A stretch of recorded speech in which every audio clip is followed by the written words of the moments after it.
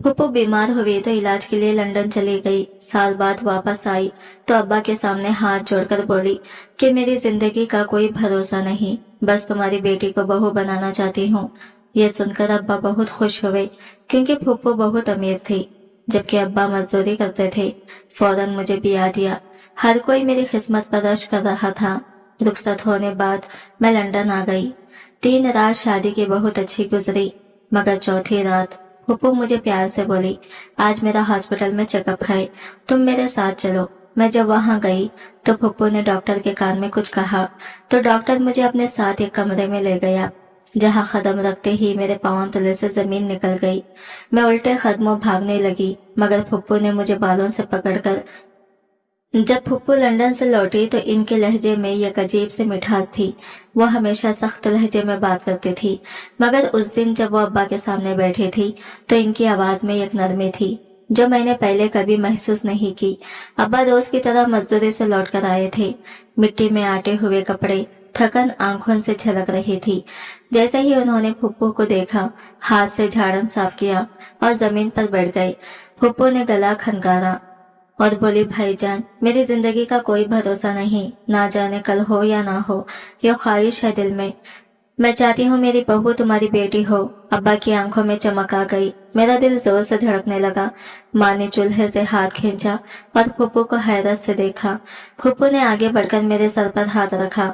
ये बहुत प्यारी बच्ची है, अपने बेटे के लिए बस ऐसी ही बहू चाहिए थी। मैं चुप रही। अंदर एक अजीब सा शोर मच रहा था, लेकिन बाहर एक लफ्ज ना निकल सका।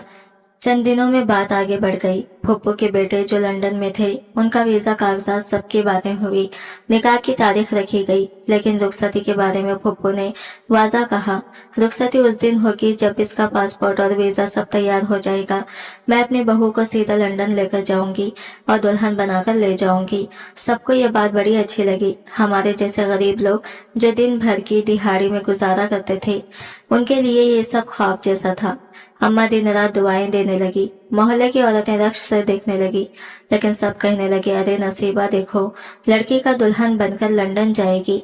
निकाह के बाद सब कुछ बदल गया था, लेकिन एक अजीब तरतीब से उस दिन जब मौलवी साहिब ने मेरे सामने अल्फाज दोहराए थे और मैंने कबूल है कहा था, मेरे दिल में बहुत सी धड़कनें थी, मगर चेहरे पर खामोशी। फिर कई दिन गुजर गई और फूफू ने कहा, अब हम तुम्हें रुखसत करेंगे, लेकिन सीधा लंदन ले जाकर। मैंने सिर्फ सर हिला दिया। अम्मा कुछ दिन बाद बीमार हो गई, शायद इसलिए कि मैं पहली बार हमेशा के लिए उनसे अलग हो रही थी, मगर फुप्पू ने सब संभाल लिया था। वो दवाई लाई, अम्मा के पास बैठी और मेरी छोटी बहन के लिए चॉकलेट्स लेकर आई। शादी की तकरीब सादा रखी गई। मोहल्ले में 2-3 ख्वातीन आई। फुप्पू ने खुद मुझे तैयार किया। सुर्ख जोड़ा, सादा मेकअप और एक सोने की छोटी सी चैन मेरे गले में पहना दी। यह मेरी पहली कमाई थी, मैंने अपने लिए रखी गई थी, मगर अब ये तेरे नसीब की निशानी है। रुखसती के बजाय फुप्पू के घर मुंतकिल होना एक नई दुनिया में कदम रखने जैसा था। वहाँ सब कुछ तरतीब में था। एक कमरा जो खास मेरे लिए तैयार किया गया था, सफेद पर्दे, खुशबूदार मोमबत्तियां और बेड पर गुलाब की पत्तियां। पहली रात फुप्पू मेरे साथ रही। वो मेरे सरहाने बैठी रही, मेरे बालों में उंगलियां फेरती रही और पुरानी बातें सुनाती रही। मेरी माँ भी ऐसे ही सुलाती थी, बालों में उंगलियां फेरते फेरते दुआएं देती थी। दूसरी रात जब मैंने इसरार किया कि तन्हा सो सकती हूँ, तो वो मुस्कुराकर बाहर चली गई। मैं बिस्तर पर लेटकर छत को देखती रही। एक अनजान शौहर, एक नया घर, एक परदेश जो मेरे करीब आ रहा था, मगर इन सब में ये खामोशी थी, ये खालीपन। तीसरी रात उनका फोन आया। मैं कमरे में बैठी थी। फुप्पू ने कॉल की और कहा, बात करो, वो तुमसे खुद बात करना चाहती हैं। मैंने फोन कान से लगाया। हेलो, अस्सलाम वालेकुम। मैंने आहिस्ता से कहा, वालेकुम अस्सलाम, तुम ठीक हो? आवाज में जज्बात नहीं थे, सिर्फ रस्मी सा लहजा। जी। खामोशी। बस कुछ दिनों में सब तैयार हो जाएगा, फिर हम लंदन में मिलेंगे। मैंने ठीक है कहा और फोन बंद हो गया। ये मेरी पहली और आखिरी कॉल थी उससे। चौथी रात फुप्पू ने कहा, बेटी आज एक चेकअप है, जल्दी निकलना होगा। लंदन जाने से पहले सब डॉक्टर रिपोर्ट्स जरूरी होती हैं। सुबह सवेरे मैं तैयार हुई। फुप्पू ने खुद मेरे कपड़े निकाले, मेरा दुपट्टा तरतीब दिया। फिर हम रिक्शे में बैठकर हॉस्पिटल पहुंचे। हॉस्पिटल निस्बतन साफ था। काउंटर पर पहुंचते ही फुप्पू ने कागजात थमाए और किसी से बात की। फिर एक नर्स आई और हमें एक तरफ ले गई। मैं परसुकून थी क्योंकि फुप्पू साथ थी। कमरे में दाखिल होने से पहले फुप्पू यूं मेरे हाथ थामे, बस चंद टेस्ट हैं, बस रस्मी है, घबराना नहीं। कमरे के अंदर डॉक्टर पहले ही मौजूद था। दरमियानी उम्र का आदमी, चश्मा, सफेद कोट और चेहरे पर मनसूई मुस्कुराहट। फुप्पू ने डॉक्टर के कान के करीब जाकर कुछ कहा जो मैं सुन ना सकी। डॉक्टर ने सर हिलाया और मेरी तरफ देखकर बोला, आइए यहाँ बैठ जाए। मैं सोफे पर बैठ गई। इसने मेरा ब्लड प्रेशर चेक किया और कुछ और सवालात किए। फिर उसने कहा कि एक इंजेक्शन लगाना है, खून के टेस्ट से पहले जरूरी है। मैंने बाजू आगे किया और सुई चुभी। फिर जैसे दुनिया धुंधली होने लगी। चंद सेकंड में सब कुछ धुंध बन गया। आंख खुली तो सर के पीछे शदीद दर्द था। मेरे इर्द गिर्द सब कुछ हिल रहा था, जैसे जमीन नहीं पानी की छाती पर हो। आंखों के सामने लकड़ी की दीवारें, छत पर लोहे की कील और एक बल्ब जो मध्यम सा झूल रहा था। कमरे में नमी की बू थी, बंद हवा का घुटन भरा एहसास। मैं उठने की कोशिश की मगर जिस्म जैसे किसी ने निचोड़ दिया हो। बाजू पर सुई का निशान था, हाथों में कमजोरी थी और सांस भी मुश्किल से आ रही थी। पाँव से जूते गायब थे और पहने हुए कपड़े बदल चुके थे, ढीले, गैर मानूस, जैसे किसी हॉस्पिटल या कैद खाने का लिबास हो। कमरे में कोई खिड़की नहीं थी, सिर्फ एक छोटा सा रोशनदान जहां से समंदर की नीलाहट झलकती थी। मैं रेंगते हुए उसके करीब पहुंची। नीचे पानी था, गहरा, खामोश और ना खत्म होने वाला। दूर दूर तक सिर्फ नीला रंग और कुछ चिड़ियों की आवाज। मेरे दिल में पहला ख्याल आया, मैं जमीन पर नहीं हूँ, मैं किसी बहरी जहाज पर हूँ। दरवाजे पर लोहे की सलाखें थी, बाहर से ताला लगा था। कमरे के बाहर धीमी आवाजें आ रही थी, कोई गैर जबान में बात कर रहा था।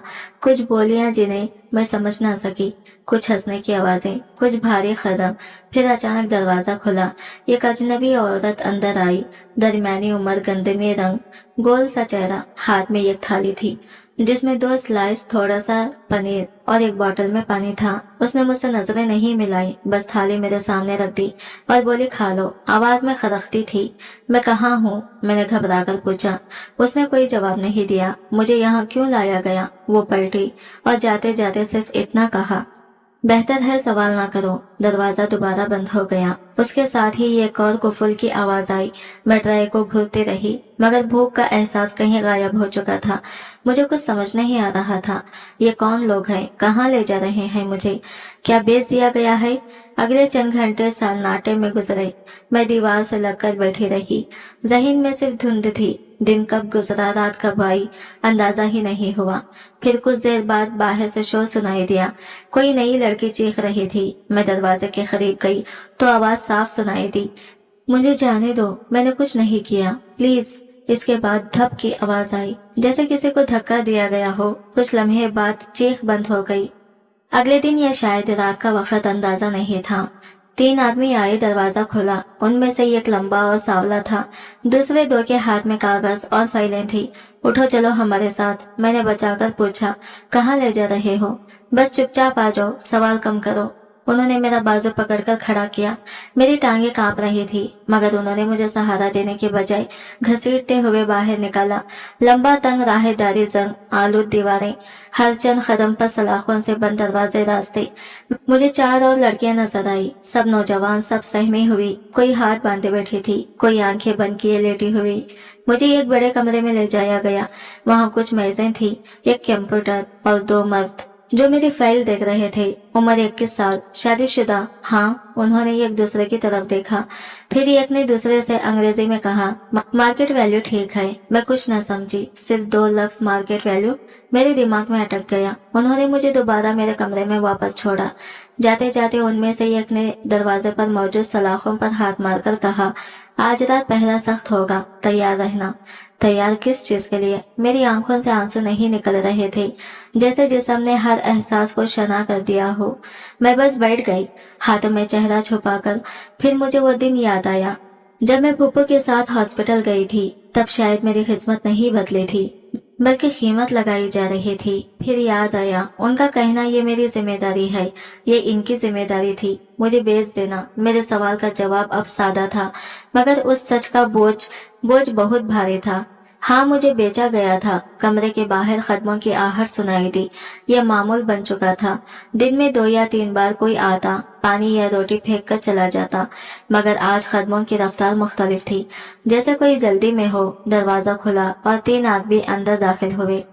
उनमें एक वही था जो पिछले दिन फाइलें देख रहा था। बाकी 2 के चेहरे नए थे। एक ने खामोशी से मेरी तरफ एक लिफाफा बढ़ाया, फिर तीनों बिना कुछ कहे वापस मुड़ गए। दरवाजा बंद हुआ और वही कुफुल की आवाज। मैंने लिफाफा हाथ में लिया, उंगलियों से खुला। अंदर एक फोल्ड शुदा खत था, नीले कलम से लिखा हुआ। जैसे जैसे मैं पढ़ती गई, आंखें कागज पर जम गई, मगर हुरूफ दिल पर भुर्जिया बनकर उतरते रहे। अस्सलाम वालेकुम। मुझे मालूम है तुम ये पढ़कर सदमे में आ जाओगी, मगर मेरे पास तुमसे कुछ छुपाने को अब कुछ नहीं। तुम्हें सब सच जानना चाहिए। मेरी माँ यानी तुम्हारी फूफो की तबीयत लंदन में बहुत खराब थी। इलाज के लिए बहुत पैसे दरकार थे। इतने किए मेरे बस से बाहर।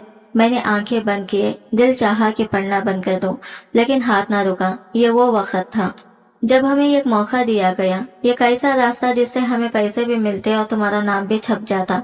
माँ ने कहा कि तुम बेहतरीन हो, शरीफ हो और सबसे बढ़कर तुम्हारा कोई पूछने वाला नहीं। मेरी उंगलियां कांपने लगी। लफ्ज अब भी पढ़ने जा रही थी, लेकिन जैसे हाथ इनकार कर रहे थे। मैंने तुम्हें बेच दिया। ये लिखना आसान नहीं, लेकिन हकीकत यही है। मैंने तलाकनामा दस्तखत करके रवाना कर दिया है। तुम अब आजाद हो। इस कैद में तुम्हें दोबारा कोई नहीं पहचानेगा। तुम्हारी कीमत लगी और बहुत अच्छी लगी। ये जुमला आखिरी खतरा था, बस शुक्रिया कहना था। तुमने मेरी माँ की जान बचा ली। तुम्हें शायद नफरत होगी मुझसे, मगर मुझे तुमसे कभी मोहब्बत नहीं हुई। तुम सिर्फ एक हल थी, एक सौदा। खत मेरे हाथ से छूटकर जमीन पर गिर गया। मैं देर तक दीवार से टेक लगाए बैठी रही। बाहर समंदर की आवाज आ रही थी, जैसे वही मेरे हाल पर मातम कर रहा हो। कमरे की हवा कुछ भारी हो गई थी। रोशनदान से आने वाली रोशनी भी मध्यम हो चुकी थी। वो खत जो मेरे हाथ में दिया गया था, वो एक रसीद था, मेरी बर्बादी की कानूनी रसीद। रात गए किसी ने दरवाजे पर दस्तक दी। मैंने कोई जवाब नहीं दिया। फिर दरवाजा खुला, एक लड़की अंदर दाखिल हुई। शक्ल से बंगाली लगती थी, बाल उलझे हुए, कपड़े बोसीदा। तो तुमको भी खत दिया? उसने पूछा। मैंने सर हिला दिया। मेरे शौहर ने तो वीडियो भेजा था, उसमें वो हंस रहा था, कह रहा था बचपन की दोस्ती का कर्ज उतारा है तुझे, बेचकर अपना वादा पूरा किया है। वो हंसने लगी, बेआवाज, जैसे हंसी नहीं पागलपन हो। मैंने उससे पूछा, ये सब कब तक चलेगा? वो बोली, जब तक हम बिकने के काबिल हैं, फिर हमें फेंक दिया जाएगा। अगले दिन 3 लड़कियों को ले जाया गया। एक लड़की ने मजाहमत की तो उसके मुंह पर चीख पड़ी, उसे घसीट कर ले जाया गया। बाकी सब साकित बैठे रहे, जैसे हर किसी को अपनी बारी का इंतजार हो। दोपहर के वक्त दरवाजे के नीचे से एक नई चप्पल फेंकी गई। उस पर मेरा नाम मार्कर से लिखा था, फातिमा, यूनिट 4। मैंने चप्पल नहीं पहनी। मुझे सिर्फ अपना नाम देखकर लग रहा था कि अब मैं कोई शख्स नहीं, सिर्फ एक यूनिट हूँ। शाम को एक मर्द आया, सफेद वर्दी में, हाथ में फाइल। उसने कहा, तैयारी रखो, कल सुबह तुम्हें शिफ्ट करना है। कहाँ? जो जगह तुम्हारी कीमत के मुताबिक मुनासिब हो। फिर वो चला गया। सुबह होने से पहले ही मुझे जगा दिया गया। 2 मर्द कमरे में आए। एक ने हाथ में वर्दी जैसा लिबास थामा हुआ था, दूसरा छोटा सा बैग। उन्होंने कहा, ये पहन लो, कोई सवाल नहीं। मेरे सामने दरवाजे पर खड़े हो गई, जैसे अगर मैं इनकार करूं तो जबरदस्ती करेंगे। मैंने खामोशी से वो खाकी लिबास पहन लिया। सर पर स्कार्फ दिया गया जो आधा चेहरा ढांपता था। बैग में मेरे वही पुराने कपड़े थे, जो शायद पहले दिन तब्दील किए गए थे। एक कोने में दिए हुए जैसा मेरा माजी अब एक बोझ हो। कुछ ही देर बाद मुझे कश्ती में बिठाया गया।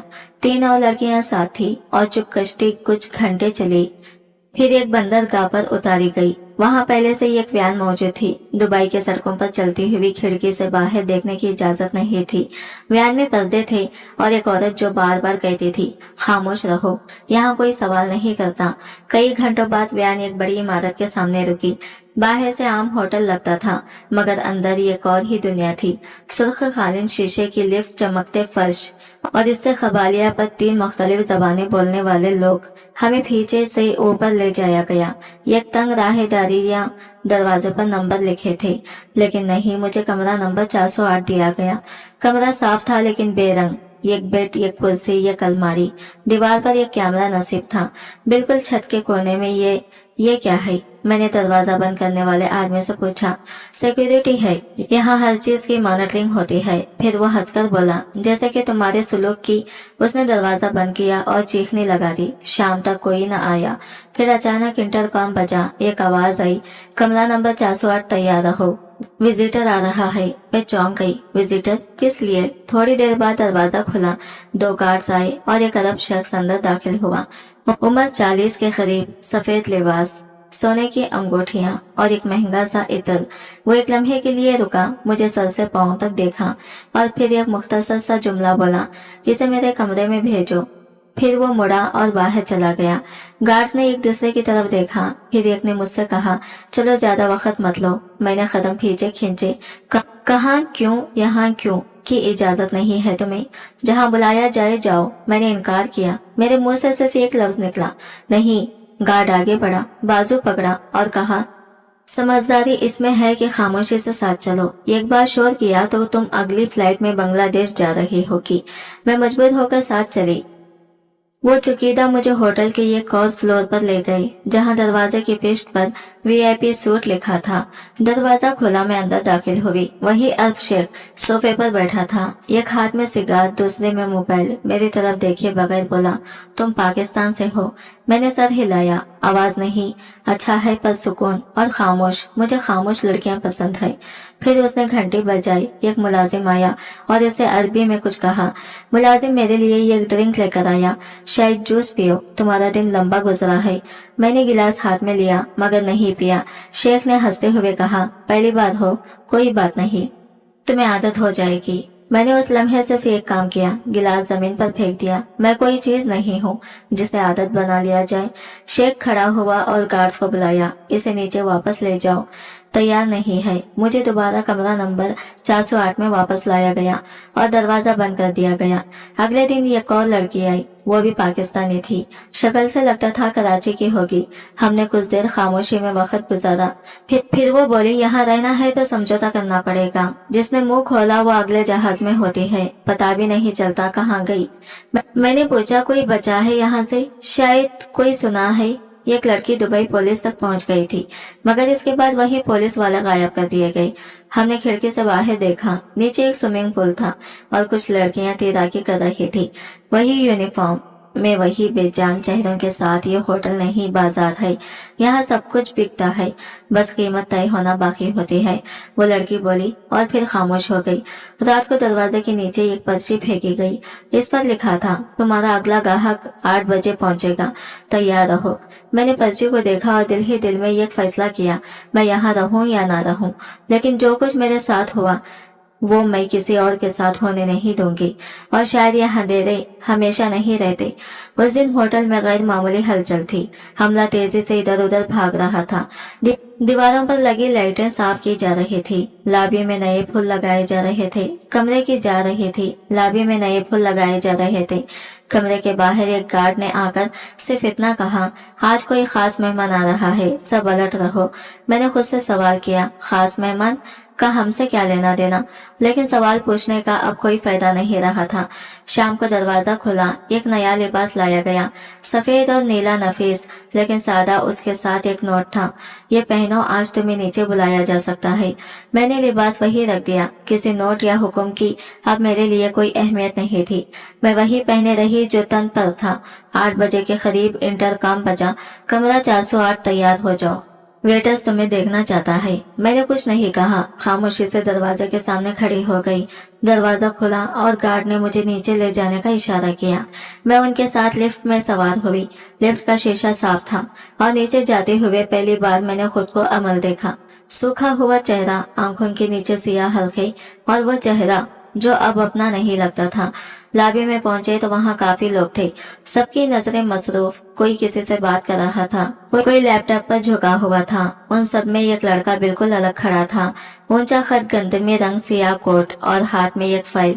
उसने जैसे ही मेरी तरफ देखा फौरन साकित हो गया। उसके हाथ में पकड़ी फाइल नीचे गिर गई और आंखें मुझ पर जम गई। गार्ड्स ने इशारा किया, यही है, देख लो। वो मेरे करीब आया, बहुत आहिस्ता, जैसे किसी ख्वाब की तरफ बढ़ रहा हो। ये तुम हो? उसने आहिस्ता से कहा, जैसे खुद से पूछ रहा हो। मैंने कुछ नहीं कहा।